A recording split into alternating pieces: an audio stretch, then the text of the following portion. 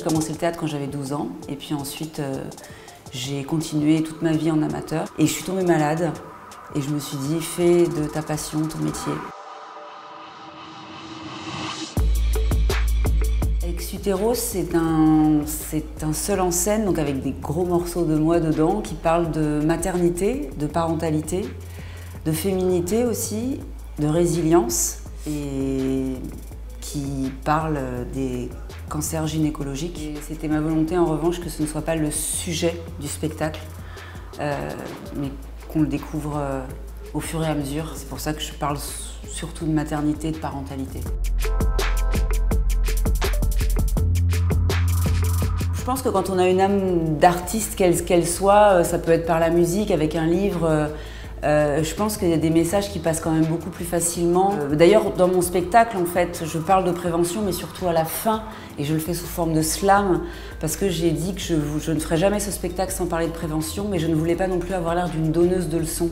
Faites ceci, faites cela, faites ce que vous voulez, en fait. Mais je pense que quand ça passe par l'humour, par l'émotion, c'est plus facile pour faire passer des messages.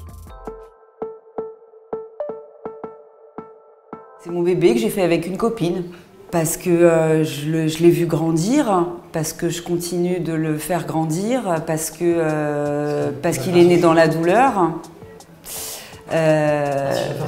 Parce qu'il va faire, j'espère qu'il va faire son chemin, et par contre je serai toujours là.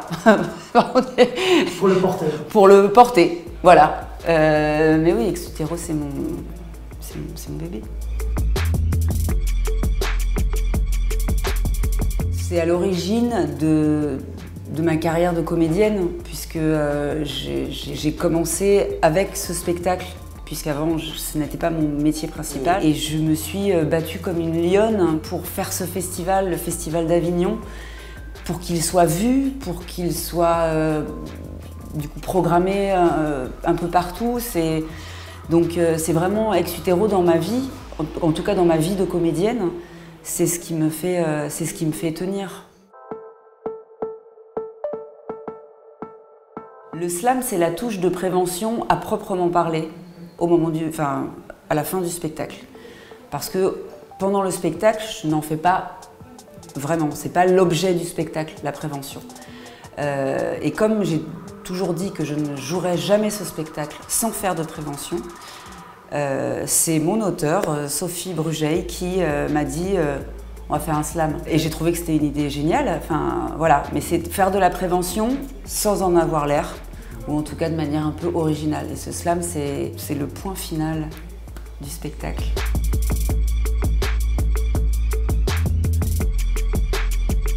Ex-Utéro, pour moi, c'était donner du sens à ce qui n'en avait pas. Enfin, pour moi, avoir un cancer, ça n'a pas de sens. Et j'ai voulu en fait donner du sens à ça, et pour être encore plus concrète dans ma démarche de donner du sens, je voudrais donner de l'argent à une association. Et donc j'ai trouvé Imagine, j'ai envoyé un petit message en disant est-ce que ça vous intéresse de vous associer à mon spectacle? Et on m'a rappelé tout de suite en me disant mais oui, mais bien sûr, mais bravo, mais quel courage. Et donc naturellement je me suis adressée à eux, et tout de suite ça a été oui. Et j'ai travaillé aussi pour eux, je suis bénévole pour eux.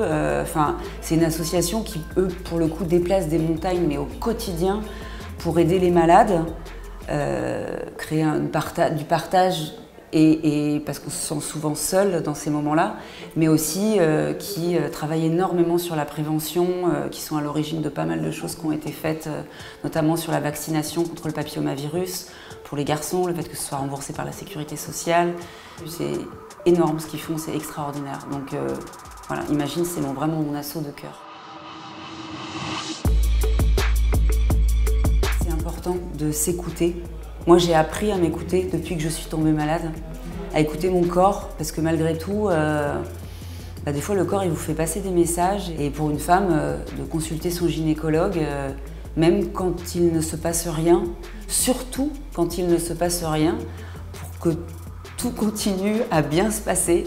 Non mais c'est vrai, parce que souvent on va chez le gynéco parce que soit on veut un bébé, soit parce qu'on a les règles douloureuses, soit parce que...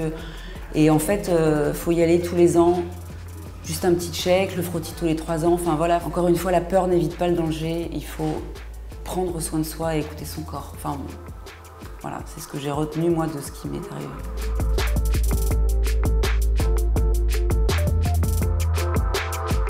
Venez voir la pièce parce que c'est l'histoire d'une femme qui concerne toutes les femmes, qui concerne également tous les hommes.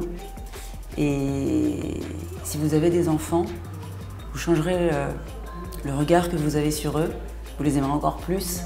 Et si vous connaissez des femmes qui n'ont pas d'enfants ou si vous-même n'en avez pas, c'est sur vous que vous porterez un regard différent.